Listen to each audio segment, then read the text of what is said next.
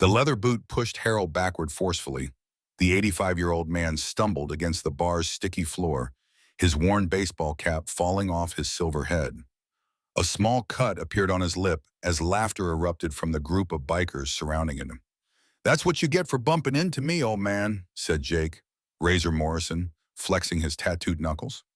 The large biker towered over Harold's frail form, his leather vest displaying patches from a dozen motorcycle clubs. Nobody moved to help. The other patrons at Murphy's bar stared into their drinks, suddenly fascinated by the amber liquid swirling in their glasses. The bartender, a thin man named Eddie, nervously polished the same glass over and over, his hands shaking. Harold struggled to sit up, his weathered hands pressing against his sore ribs. At 85, his body was frail, but his eyes burned with a dignity that decades of hard living couldn't extinguish. I apologized, Harold wheezed, trying to catch his breath. It was an accident. Jake's three companions, Snake, Diesel, and Crowbar, circled like vultures. Their engines still ticked outside, chrome and steel monsters that had roared into the parking lot 20 minutes ago, shattering the quiet Friday evening. "Accident?" Jake laughed, a sound like grinding metal. "You think sorry fixes my leather jacket? This cost more than your Social Security check, Grandpa." The truth was simpler and uglier. Harold had merely brushed against Jake while trying to reach his usual spot at the far end of the bar. The slight contact had left no mark, no damage, just an excuse for a bully to unleash his cruelty on someone defenseless. "Maybe we should teach you some manners, Pops." Harold's fingers trembled as he reached for his cane, but Diesel, built like a refrigerator with arms, stepped on it with his steel-toed boot.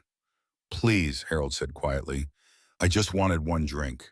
It's my wedding anniversary. My wife, she passed last year." The admission hung in the air like smoke. For a moment, something flickered across Jake's face. Was it shame? But it vanished as quickly as it appeared. "Touching story, Gramps. Here's another one. Pay for my dry cleaning, or we'll really give you trouble." Eddie, the bartender, finally found his voice. "Come on, guys. He's just an old man. Leave him alone." Jake's head snapped toward Eddie like a predator sensing prey. "You want some too, stick boy?" Eddie's newfound courage evaporated. He stepped back, raising his hands in surrender. Harold slowly pushed himself up, using the bar rail for support. His legs shook, but he stood straight, meeting Jake's glare with steady eyes. "I fought in 3 conflicts," Harold said quietly. "I buried friends in Korea, Vietnam, and Afghanistan. I've seen real men and real cowards. You're neither." Jake's face darkened. "You mouthy old fool." The bar door exploded open. A figure filled the doorway, silhouetted against the parking lot lights. Tall, broad-shouldered, wearing a crisp military uniform that seemed to command instant respect. Captain Michael Chen stepped into the dim bar, his dark eyes scanning the scene with the trained efficiency of a combat veteran. Behind him came another soldier. Then another. Within seconds, 6 uniformed men filled the entrance.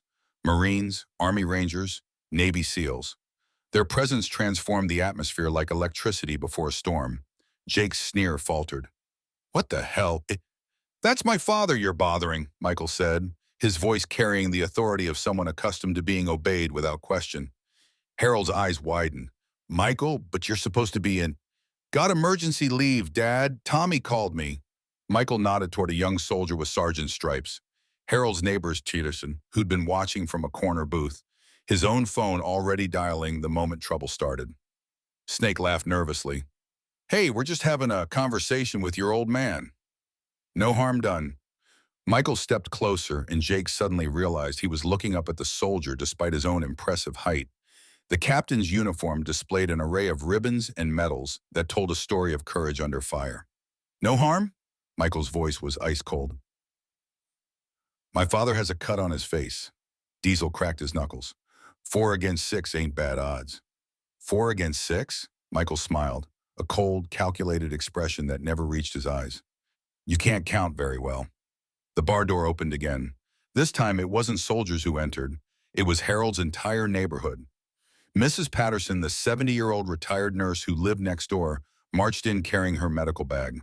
Behind her came Joe Martinez, the mechanic who'd been fixing Harold's car for 20 years. Then came the Kowalski family, 3 generations strong.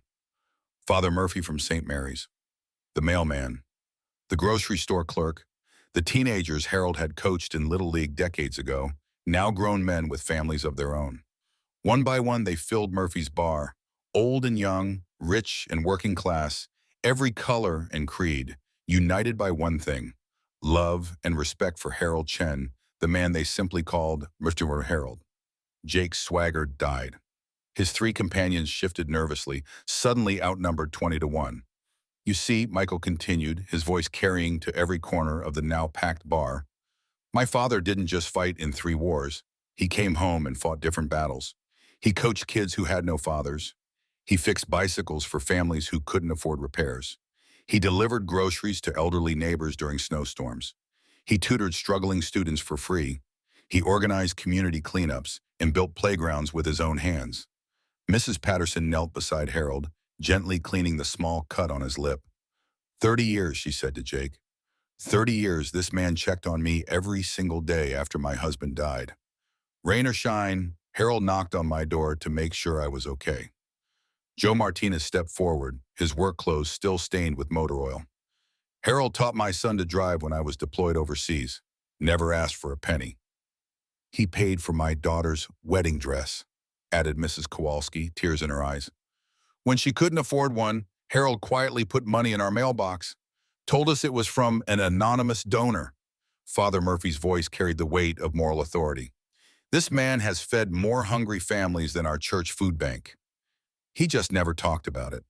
The testimonies came like a flood, story after story of quiet kindness, of a man who had spent his entire post-war life making his community better, one small act at a time.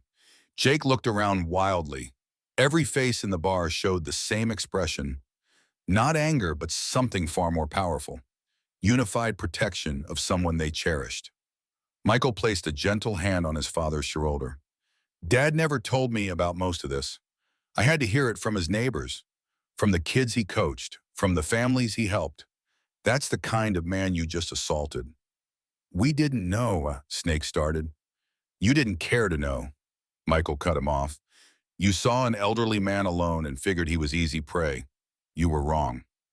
Tommy, the young sergeant, stepped forward. Mr. Harold taught me to tie my shoes when I was 6. My dad was overseas. My mom was working 3 jobs. Harold would come by every morning before school, help me get ready, make sure I had breakfast. He did that for 2 years until my dad came home. Jake's face had gone pale. Look, we made a mistake. Yes, you did. Michael's voice was steel. The question is, what are you going to do about it? The bar fell silent except for the soft murmur of Mrs. Patterson tending to Harold's minor injuries. All eyes were on Jake, waiting. The big biker looked at Harold, really looked at him, for the first time. He saw not a frail target, but a man who had built something beautiful with his life. A man surrounded by people who would move heaven and earth to protect him. Jake slowly reached into his leather jacket. The soldiers tensed, hands moving instinctively toward their positions. But Jake pulled out his wallet. I want to pay for any medical bills, he said quietly, and for whatever else he needs. Harold, still leaning against Mrs. Patterson, shook his head slowly. I don't want your money, son.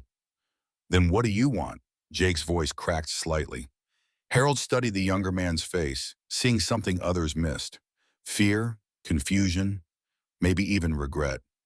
I want you to understand that every person you meet is somebody's treasure. Somebody's father, mother, child. They all have stories. They all matter. The words hit Jake like physical blows. He thought of his own grandfather, dead 3 years now. The old man who had raised him, who had tried to teach him right from wrong before the streets and the clubs pulled him away. My grandfather, Jake whispered, so quietly only those closest could hear. He used to wait up for me when I came home late. Never yelled, just worried. What was his name? Harold asked gently. Frank Morrison. He was a good man. I bet he was proud of you when you were a boy. Jake's tough facade cracked. Yeah, he was. He still would be if you chose to be the man he raised you to be. The silence stretched. Then slowly Jake removed his leather vest. Underneath, he wore a simple t-shirt that made him look younger, less intimidating. He folded the vest carefully and set it on the bar. "I'm sorry," he said, the words torn from somewhere deep inside. "I'm really, really sorry." Harold extended his hand. "Frank's grandson is welcome in my neighborhood anytime." Jake stared at the offered hand, weathered, spotted with age, but steady and strong. After a long moment, he took it. The handshake seemed to break a spell. The tension in the bar dissolved like smoke. Conversations resumed in soft murmurs. Mrs. Patterson finished tending to Harold's small cut. Michael helped his father to a bar stool. Eddie, the bartender, found his courage again. "Mr. Harold, your beer's on the house, tonight and every night." "Make that 2 beers," Jake said quietly. "I'll... I'd like to hear about your grandfather Frank." As the crowd began to disperse, each person stopping to check on Harold or share a quiet word, Michael pulled his father aside. "Dad, why didn't you ever tell me about all this? About what you do for everyone?" Harold smiled, wincing slightly from his small cut. "Son, the best good deeds are the ones nobody talks about. Your grandfather taught me that." "Grandfather, but he died when I was little." "Not my father," Harold said softly. "Your mother's father. She never told you, but he spent his whole life helping people. Quiet acts of kindness, just like tonight. He said that's what real strength looks like." Michael felt tears he hadn't shed since childhood pricking his eyes. "I'm proud of you, Dad." "I'm proud of you too, son. Coming here with your friends, standing up for your old man. But I'm prouder that you stopped to listen instead of just fighting." Across the bar, Jake sat alone at a small table, staring at a beer he hadn't touched. Snake, Diesel, and Crowbar had left, too uncomfortable with their leader's transformation to stick around. Jake didn't seem to notice or care. Tommy approached the table. "Mind if I sit?" Jake looked up, surprised. "Why would you want to?" "Because Mr. Harold was right. Everyone has a story." Tommy pulled up a chair. "What's yours?" For the next hour, Jake talked. About his grandfather, about the mistakes that led him to the motorcycle club, about the anger and loneliness that had twisted him into someone his grandfather wouldn't recognize. Tommy listened without judgment, occasionally asking gentle questions. Other patrons, staying later than usual, found themselves drawn into the conversation. Mrs. Patterson shared stories of her late husband's struggles with anger after the war. Joe Martinez talked about his own troubled youth and the mentor who had saved him. As the evening wore on, something remarkable happened. Jake, stripped of his leather vest and surrounded by people willing to see past his mistakes, began to remember who he used to be, who he could be again. When the bar finally closed, Harold was the last to leave. Jake walked him to the door. "Mr. Harold," Jake said, "I meant what I said about paying for anything you need. Medical bills. Whatever. I told you I don't want your money. Then what can I do? How do I make this right?" Harold paused at the door, thinking. "You know, there's a community center downtown that could use some help. They fix bicycles for kids who can't afford them, paint houses for elderly folks, clean up parks. The pay is terrible, but the work matters," Jake finished. "It does." Jake nodded slowly. "I'll be there Monday morning." "Good. And Jake?" "Yes, sir." "Bring the vest. You can't run from who you've been, but you can choose who you're becoming." 3 months later, Murphy's Bar had become an unlikely community gathering place. Every Friday evening, Harold held court at his usual spot, surrounded by neighbors, friends, and newcomers alike. The stories shared weren't always happy, but they were real, honest, and healing. Jake had become a regular fixture, arriving each week still wearing his leather vest. But now it was covered with patches from the community center, the local veterans organization, and various volunteer groups. His old motorcycle club had initially mocked his transformation, but when they saw the genuine happiness in his eyes, even some of them began to ask questions about the work he was doing. Michael made it home on leave as often as possible, always amazed by the quiet community his father had built around that old bar.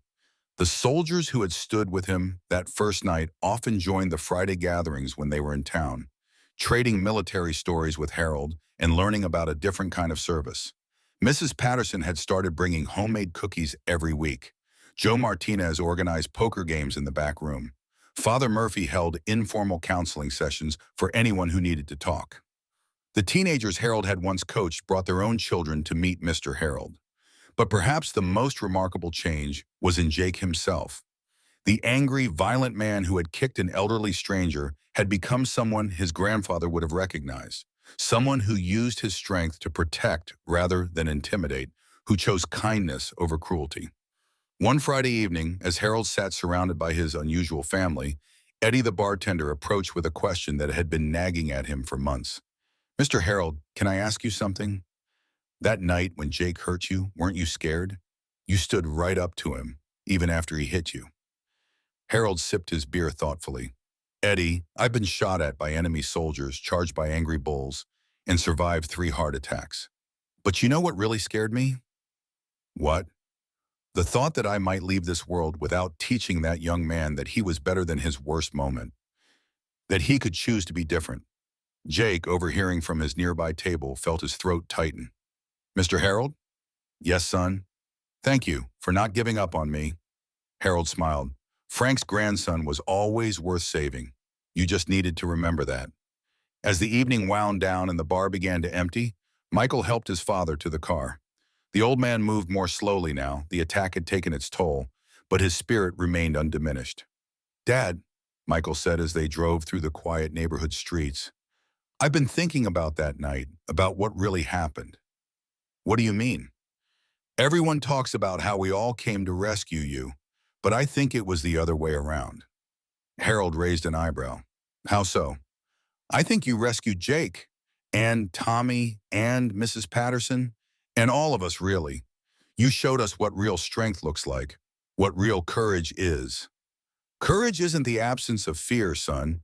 It's doing what's right even when you're afraid." "Is that what you were doing that night?" "What's right?" Harold watched the familiar houses pass by, homes where he'd helped with yard work, delivered meals, watched children grow up. His life's work, measured not in medals or money, but in moments of kindness, shared with neighbors who had become family. "I was just being myself," he said finally. "Sometimes that's enough." The car pulled into Harold's driveway. As Michael helped his father to the door, they could see lights on and windows up and down the street. Mrs. Patterson watching her evening news. Joe Martinez working late in his garage. The Kowalski family gathered around their dinner table. A community held together by the simple recognition that everyone matters. Everyone has a story. Everyone deserves dignity and respect. "Dad?" Michael said as Harold fumbled with his keys. "Yes?" "I love you." Harold smiled, the same gentle expression that had melted a hardened biker's anger and transformed a bar full of strangers into a family. "I love you too, son. Now get inside before Mrs. Patterson comes out to scold us both for standing in the cold." As they entered the warm house, Harold glanced back at the street one more time. Somewhere out there, Jake was probably finishing his shift at the community center, trading his tools for his motorcycle keys, heading home to an apartment that no longer felt empty because he'd learned what it meant to be part of something bigger than himself. Sometimes the greatest victories are the quiet ones. Sometimes changing one heart changes the world. And sometimes an 85-year-old man with a cut lip and bruised ribs can teach everyone around him what real strength looks like. It looks like forgiveness. It looks like community. It looks like choosing to see the best in people, even when they're showing you their worst. It looks like Harold Chen sitting in his favorite chair, thinking about his late wife and the life they'd built together. A life dedicated to the simple but profound truth that everyone, absolutely everyone, is worth saving. Outside, snow began to fall, blanketing the neighborhood in peaceful white. But inside the houses, hearts warmed by unexpected connections. The real warmth came from something else entirely. It came from the knowledge that they were all part of something beautiful, something worth protecting, something built one small act of kindness at a time. And it all started with an old man who refused to stay down.